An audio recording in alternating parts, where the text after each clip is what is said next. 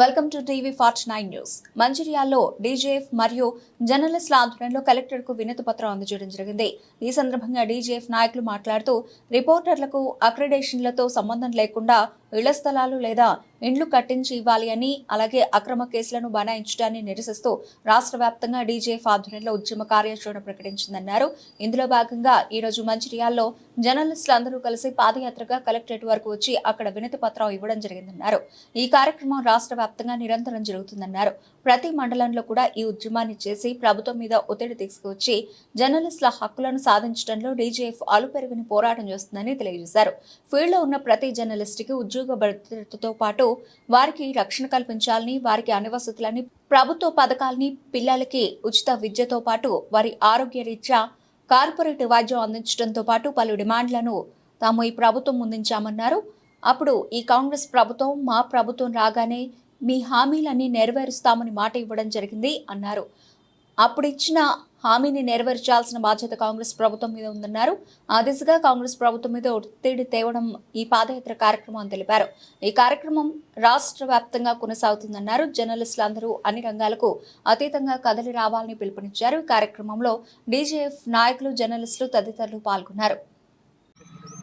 Democratic journalist federation ఆధ్వర్యంలో జర్నలిస్టులు అందరికీ కూడా సమాన హక్కులు ఉండాలని, ప్రజాస్వామ్యయుతంగా ఈ ప్రభుత్వం ఇచ్చిన హామీని జర్నలిస్టులు అందరికీ కూడా నెరవేర్చాలన్నటువంటి ఏకైక లక్ష్యం మీద ఇవాళ డీజేఎఫ్ తెలంగాణ మొత్తంలో పోరాడుతుంది. ఈ డీజేఎఫ్ ఆధ్వర్యంలో జరుగుతున్నటువంటి పోరాటం ఏంటంటే, ప్రధానంగా గతంలో 10 సంవత్సరాలు పాలించినటువంటి ప్రభుత్వం ప్రతి ఒక్కరికి జర్నలిస్టులు అందరికీ కూడా డబుల్ బెడ్రూమ్లు కేటాయిస్తాం, లేదంటే ఇంటి జాగాలు కేటాయిస్తామని ఇచ్చిన హామీ 10 సంవత్సరాల కాలం గడిపేసింది. మరి నూతనంగా కొలువు తీరినటువంటి కాంగ్రెస్ ప్రభుత్వ హయాంలోనన్నా మరి జర్నలిస్టు సమస్యలు పరిష్కారం కావాలనేటువంటి లక్ష్యం మీద ఈ డీజేఎఫ్ పోరాడుతుంది. జర్నలిస్టులకి ఇవాళ చాలని వేతనాలు, జర్నలిస్టులకి ఎవరికి కూడా పత్రికా యాజమాన్యాలు డబ్బులు ఇచ్చే పరిస్థితి లేదు. జర్నలిస్టులే తిరిగి పత్రికా యాజమాన్యాలకు 100, 50, 200, 300, 500 ఇస్తూ వాళ్ళ జీవనం గడుపుతున్నటువంటి దుర్భరమైన పరిస్థితి ఈ తెలంగాణ రాష్ట్రంలో నెలకొంది. అందుకే డీజేఎఫ్ లక్ష్యం ఒక్కటే, అందరూ వాళ్ళు ఏ పత్రిక అన్నా కానీ, ఏ మీడియా అన్నా కానీ, ఎలాంటి నెట్వర్క్లో పనిచేస్తున్నా కూడా వాళ్ళందరినీ సమానంగా చూడాలనే డిమాండ్ ఒకటైతే, వాళ్ళందరికీ కూడా తప్పకుండా డబుల్ బెడ్రూమ్ లేదా ఇంటి జాగాలు కేటాయించాలనేటువంటి అంశం. ఈ ప్రభుత్వం ఏం చెప్తుంది? అక్రిడేషన్లు అంటుంది. అక్రిడేషన్లు అనేది అందరికీ కొనుక్కుంటే వస్తున్నాయి. మరి కొనుక్కునే పరిస్థితిలో జర్నలిస్టులు లేరు. ఇప్పటికీ వాళ్ళ కార్డ్స్ కోసము డబ్బులు చెల్లించలేనటువంటి పరిస్థితులలో అనేక మంది జర్నలిస్టులు దుర్భరమైనటువంటి పరిస్థితులకు లోనవుతున్నారు.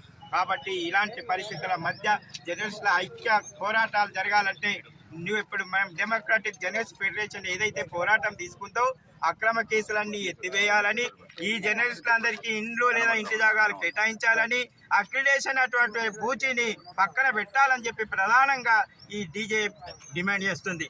మరి జర్నలిస్టులు అందరూ కూడా ప్రతి గ్రామాన కూడా వాళ్ళ దుర్భర జీవితాలను రోడ్డు మీదకు వచ్చి తెలియజేసి ఈ ప్రభుత్వం కళ్ళు తెరిచే విధంగా పోరాటానికి సిద్ధం కావాల్సిందిగా డీజేఎఫ్ పిలుపునిస్తున్నది. జై డీజేఎఫ్. సంబంధం లేకుండా ఇళ్ల జాగాలు లేదా ఇల్లు డబుల్ బెడ్రూమ్ కట్టించి ఇవ్వడంతో పాటు అక్రమ కేసులని బనాయించడానికి నిరసిస్తూ రాష్ట్ర వ్యాప్తంగా డీజేఎఫ్ ఆధ్వర్యంలో ఉద్యమ కార్యాచరణ ప్రకటించింది.